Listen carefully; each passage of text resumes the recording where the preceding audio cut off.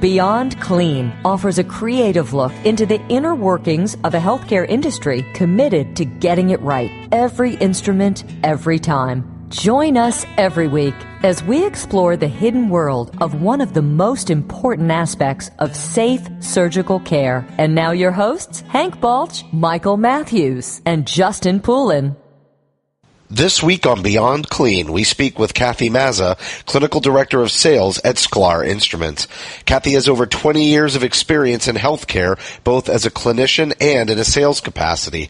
Her clinical experience includes roles as a certified surgical technologist and materials manager. As a vendor in healthcare, her positions have always entailed working with surgical instruments and calling on sterile processing and the operating room. Over the years, she has contributed to articles in Healthcare Purchasing News magazine and has spoken at various ISHM educational conferences and guest lectured for CS certification programs. Hank, I'm really excited to talk with Kathy. She and I work in a very similar market, although we're now both very much national in our presence.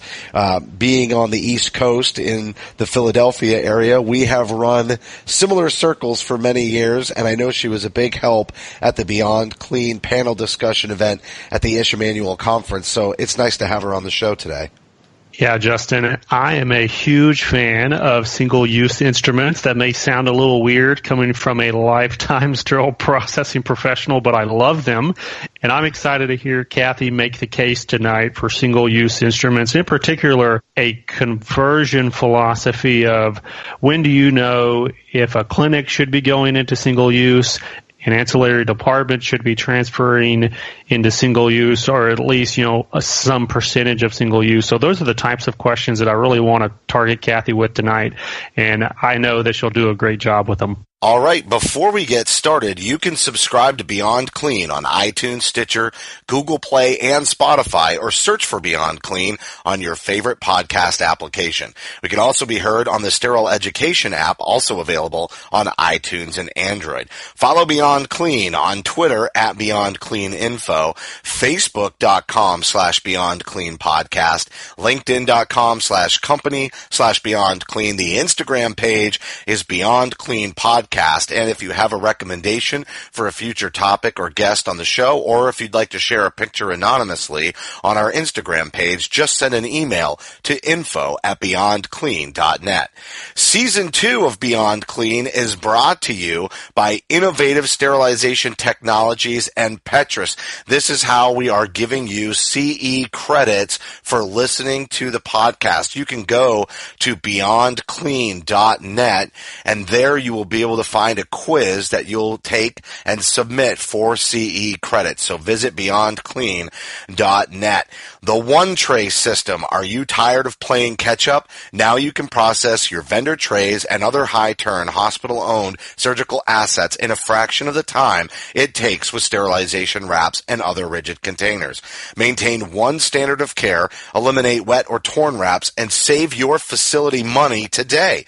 It's efficient, safe, storable, durable, and secure. Invest in the best, the One Tray system by Innovative Sterilization Technologies. And Petrus, an advanced sterilization intelligence company built to maximize the management of manufacturers' IFUs, drive regulatory compliance, and deliver quality products safely to the patient. The Bluefin software utilizes artificial intelligence, algorithms, and complex systems designed to combat common daily errors being performed in sterilization departments across the country and around the globe. For more information, visit petrusinc.com. That's PETRISSINC.com. Beyond Clean.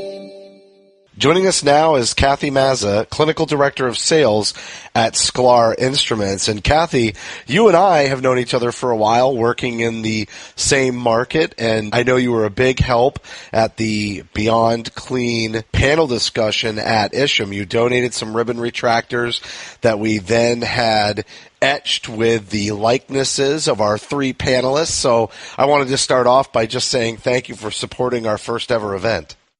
Well, thank you, Justin. It was a pleasure, and thank you so much for having me tonight on the discussion. And it is refreshing. You and I have known each other for many, many years, and we've always worked in a competitive atmosphere, so it's kind of fun to be doing a project together.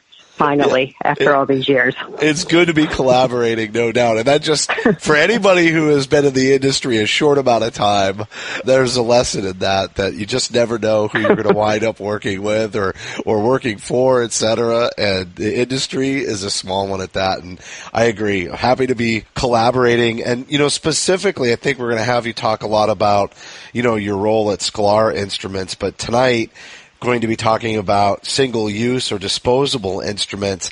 I thought you could start by just giving us some of the characteristics of a single-use instrument. Sure. Justin, first of all, it seems to be a real-time phenomena that is happening in healthcare right now where there is a push to single-use handheld instrumentation. And although they are still metal instruments, there are some characteristics that will most definitely differentiate them from a higher-end reusable instrument that you see, handheld instrument you see in the operating room. The finish of them, the country of origin, the weight of the instrument, and then any single-use symbols that are etched on there will help you. So typically disposable instruments have a mirror finish. OR grade instruments that you use in the operating room suite are a satin finish so that they're not reflective from the lights during a procedure, but the instruments that are used in a single-use setting in a clinic environment or in an urgent care will typically have that mirror finish to it. So that is one way at a quick glance to differentiate what type of instrument you have in your hand. Secondly, disposable instruments should have Pakistan stamped on them. The country of origin is stamped on all handheld surgical instruments. Seeing the word Germany stamped onto your instrument indicates that it's a OR grade steel made in Germany and therefore a reusable instrument. This is applicable across the board except if instruments are made in the United States. The laws require that if a operating room instrument is made in the United States, there's no country of origin that needs to be stamped on it. Most of the single-use handheld instruments are made in Pakistan, so you can certainly look to see the word Pakistan written on the side of the instrument. Third, the weight of an instrument will also help identify as to whether or not it is a single-use or a reusable. Again, instrumentation that is used in the operating room setting typically has a heavier weight to it than the stainless steel single-use instrument that you use in a clinic setting or in an urgent care. Something that our company is doing to assist the end users in a quick identification is that we are starting to stamp the universal symbol for single use on instruments. And that is denoted by a number 2 that has a line through it, and it's set inside of a circle. We put those on a spot on the instrument that is easily seen. So we're doing this with our Peterson speculums. We're doing them with disposable ophthalmic instruments. Those instruments actually have a heavier weight to them and a matted finish to them. So it becomes a little bit more difficult to identify whether or not that is a disposable instrument. So because of that, we are putting the universal single-use sign on those instruments. We also have higher-end kits, like CJD kits that are disposable, diagnostic CJD kits, and even C-section trays of instruments that are being used as a disposable set that we must mark that single-use sign on to help differentiate. Yeah, those symbols, Kathy, are so critical. I know the sterile processing tech, especially as you're first getting started, like you went over, those clear differentiators, the weight and the finish. But if you're brand new and you can't even tell the difference between one instrument pattern and another, it can be difficult to distinguish those things. So if it's clear in writing there, Pakistan, or definitely if you have that universal symbol like you're talking about, that could be extremely helpful. I wanted to move us, I guess, a little farther down the road here and just talk, potential or prime candidates for converting. In sterile processing, oftentimes when you hear the word single use, it kind of has a negative connotation. I think that is because we know those instruments shouldn't be coming back to us for reprocessing. But in the industry at large, there is great potential for changing the practice from reusable and all the costs that's involved in that, to the single-use disposable. So can you kind of outline maybe for us who those prime conversion candidates are? Certainly. So to your point, here in the United States, the acceptable practice for the operating room are those German-made instruments. I will tell you that in Canada, for example, they will use an instrument that is stamped Pakistan as a reusable in the operating room. And this is where the water gets a little muddy because we even carry this line of instruments. There are lines of instruments that are Japanese steel but finished in Pakistan. So they technically can be a reusable item because it is still stainless steel. You just follow the policies and procedures of your facility on what you use. But I will tell you that candidates for conversion and what we're seeing in the industry is that the non-acute settings such as urgent cares, off-site clinics that are owned by a hospital network will make the conversion to disposable. We also will see conversions to disposables in emergency room departments, women's health clinics and floors, very, very big in the forefront of converting to disposables, and the ENT centers and floors within a hospital as well. They're the major players that we're seeing move to disposables. And what is happening is over the last couple of years, health systems are buying up all of the physician practices. They're opening urgent care facilities within their IDN, and they're also building clinics or buying clinic spaces as well that is falling under that IDN name. When that happens, these clinic spaces and non-acute spaces fall under Joint Commission regulations as part of the IDN. So oftentimes those areas do not have the setup, as we know in sterile processing, which is, the standard of decontam, of prep and pack, sterilization records. All of these processes are not being followed or not having the space to do them, and those spaces are prime candidates to make a conversion to disposables as well. Kathy, kind of along those lines, can you give us an idea of the difference between a full conversion and a partial conversion, what that would look like, or if that's even possible? Well, the emergency room department will do a partial conversion, meaning they will have some smaller kits, smaller instrument sets, such as a removing of suture kit or a laceration kit, where there's a couple hemostats on there. There are a couple of needle drivers on there. These are typically items that will walk away from an emergency department. So those are the types of procedure trays that will be moved to a disposable. And then things like maybe instrumentation that you use to insert chest tubes, those types of emergency equipment will remain a reusable item. So there are departments that kind of hybrid where they'll take a look at instruments that continue to be missing and gone and make those a conversion to disposable and keep their higher end instruments. We also see that, as I had said in the women's clinic, basic procedure trays will be converted to a disposable. Again, things that may be placenta forceps that have hemostats on them. And then if you need a higher end biopsy punch, that will remain a reusable instrument.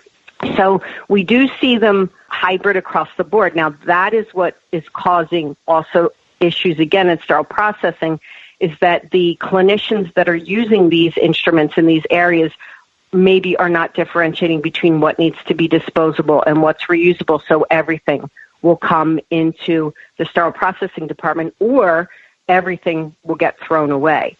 So again, because this is something relatively new in healthcare that we're seeing happen, we're assisting the clinicians in assessing what their usage habits are, who's touching the instruments, and then kind of making the decision at that point as to what is the direction that they need to go that best suits them.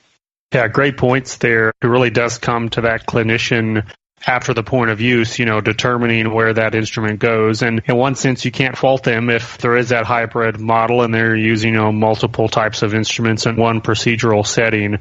As that comes back then, going back again to the education, that's where that burden is really set on the part of sterile processing technicians to route those items a direct way so that they don't end up back in a reusable tray if they are single use. So on that topic then, on education, with this larger topic or the case for single use, if you will, and again, understanding that a full conversion, especially for the OR, is really out of sight probably, but in terms of these clinics, can you speak to the true costs that you would be saving converting from what may be a completely reusable inventory at the clinic setting to either a partial or hybrid single-use disposable option, and the cost for education that you would be saving in addition to the overall reprocessing costs? Sure. So the reprocessing costs vary if you're looking to benchmark what the cost of reprocessing an instrument is.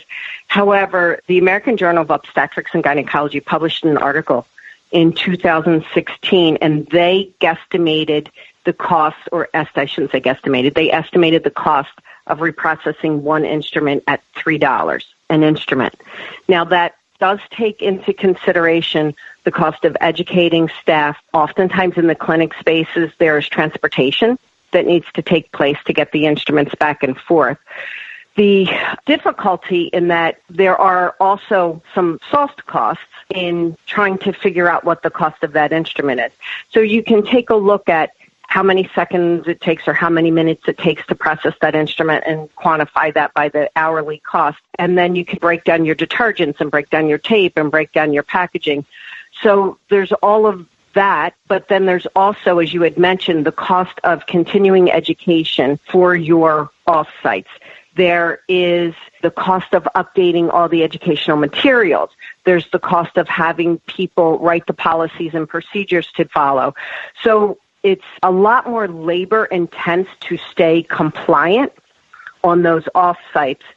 Also, this is a phenomenon that is being driven by infection prevention because there's such a focus on healthcare-acquired infections and how that relates to what the center and the procedure is getting reimbursed for. Cross-contamination is often traced back to surgical instrumentation. So infection prevention is driving this as well to say, you know what, the only way we can guarantee we're not going to get cross-contamination is by moving to a disposable. Also, with Joint Commission coming in, as I'd mentioned before, that is a focus to look at these off-site spaces that have been acquired by the hospital networks. And oftentimes facilities are kind of getting caught in a reactive situation where they're getting cited and fined, and then they're running to try to make it right, and then they don't have the time and the folks available to do all of the education and to put these policies and procedures in place. So if I'm looking at, again, as I go through materials, the $3 an instrument is what seems to keep cropping up. If you're looking at the average cost of a disposable instrument, you're around that between $2.50 and $3.50, $2.50 and $3.50 per instrument. So it's either a small cost savings or it becomes cost neutral. The bigger picture here is looking at it from system-wide to make sure that there's no cross-contamination and no infection, and that those folks in those off-sites are not taking time away from patient care to process instruments if they're doing it there on-site. Does that kind of answer your question in a roundabout way? It's not an exact science yet. No, that's great information. And I would imagine that also comes into play when we talk about decreasing liability and, chemical hazards that associated with reprocessing. Those figure into that conversion as well? Yeah, well, so the cost of the chemicals, literally there is a list of items that go into it. So it's the cost of the drapes, the wraps, the tape, the pans, the chemicals, the biological indicators, the incubator, the logs, the ordering, the amount of time and incremental cost that goes into it is staggering. As we all know, in that sterile processing arena, it takes a village to get your instrument sets out and done. So when you factor in the utilization of those employees for the instrumentation for the OR, now they have these clinic spaces that are coming in that may or may not be complete, the sets when they come in, may or may not be being transported via vehicles in. It's a little overwhelming. So those are the spaces where it just becomes so much easier. Now, the folks in those spaces that maybe have had their little tabletop sterilizers, oftentimes they're not even using the correct chemicals to disinfect and ready their instruments. Or they're washing them in the sink in the patient care room and sticking them in a Tyvek to go into the sterilizer. So it's also a control of the process. It's who's minding the store in these off-sites, because it's not their forte, not their wheelhouse, is to do sterilization and reprocessing of instruments. So yes, the chemical piece of it plays in big when you convert to disposables, because then you don't have to keep those hazardous chemicals in these non-acute spaces. You have to take a look at the storage, the ordering. There's a ton of ancillary activities that go along with that. It becomes easier to put it, to have it pre-sterilized in a single use. It really harkens back to an episode from season 1 that we did with Don Williams, who's in the Northwest Territory out on the West Coast, and I believe it's for Kaiser, and his whole job is managing all these clinics for a large health system. And I know many of the customers that I've worked with, they feel like they've really got it together locally in the department, or even just the clinics that are on site local to the hospital are somewhat, manageable. As soon as it goes off campus, that seems to be where the challenge is. It is, Justin. You are 100% correct. I hear it over and over and over again. First of all, there's an infection preventionist position that I don't know if you all have noticed in your travels is cropping up. And this typically is someone from sterile processing, probably a manager that is now moved into a space to take a look at all those off-site clinics. I see it again and again and again, and I talk to these folks, and they're like, I have 123 clinics. I have 200 clinics across 3 states. It's like herding cats to try to get them on the same page on their processes and education and what they're doing. Again, it's a very reactive situation right now where Joint Commission is coming in, and of course they're going to pick the clinic site that you haven't gotten to yet and take a look at what they're doing. So it's the initiative to just get those tabletop sterilizers out of those clinics and move them to a disposable is what we're seeing happening again and again. And these are big systems with lots and lots of clinics and physician offices that they own. And with accountable care, they're becoming more responsible for those clinics and those off-site settings where that wasn't necessarily the case in the past. And I'm even thinking of like dental offices that aren't necessarily reprocessing instruments. In my hometown, we had a situation where they weren't even cleaning and sterilizing the instruments. They were just washing them and reusing them. And I know that ties to the education, and it's not exactly the wheelhouse that we're talking about right now, but it just emphasizes the education and how hard it is to bring it to all those several locations that are now wrapped up under one big health system. Before we wrap, one question, and it's really the elephant in the room, and definitely want to address this one before we close it out. But, some people are going to say, especially with this big movement towards green environment and all those green initiatives, that the question's going to be, are single-use devices wasteful or bad for the environment? And so before we wrap, we've got to pose that one for you. Sure. I'm happy that you did, because green initiatives are everywhere in healthcare. So currently, yes, they will go into your red bins for biohazards. Now, with that being said, there are companies out already that will recycle. Sharps, for example, does a recycling program. Daniels does a recycling program. Our company is actually we're in talks with some folks to partner to make a completely green program for our disposables. Again, with my background and coming from healthcare, it's near and dear to my heart. It's something I'm passionate about. I have an issue with all that metal going into a landfill. So there are companies out there that will take them, they autoclave them, and then they take them to the metal smelting facility and they get recycled out. And and the facility can get documentation saying that, yes, they're green and this is the tonnage that they've removed. So that practice is already out there, and they are vendor neutral to those items, which is a good thing. And again, at Sklar, we're looking to put that program in place, and hopefully we should have it in place by the middle of 2019, a completely green program. I would think with the marking that you're doing, that would make it a lot easier for people to identify. You know, you mentioned Daniels, and I even think of single-use device reprocessing and the bins and trying to make sure that the right instruments get in the right bin. I'm seeing this as just an even bigger advantage, that if we can mark these in some identifiable way, that it's only going to help facilities take advantage of that. It will, and that, again, is another reason why we're moving toward marking those. We have a facility in the New England area that goes through a lot of women's health, the Peterson speculums, and they have reusables and disposables, and they're all metal. And they needed that help to differentiate between which ones need to go and which ones need to stay. So we're listening to our clinical customers and trying to be malleable enough to help them with their pain points right now.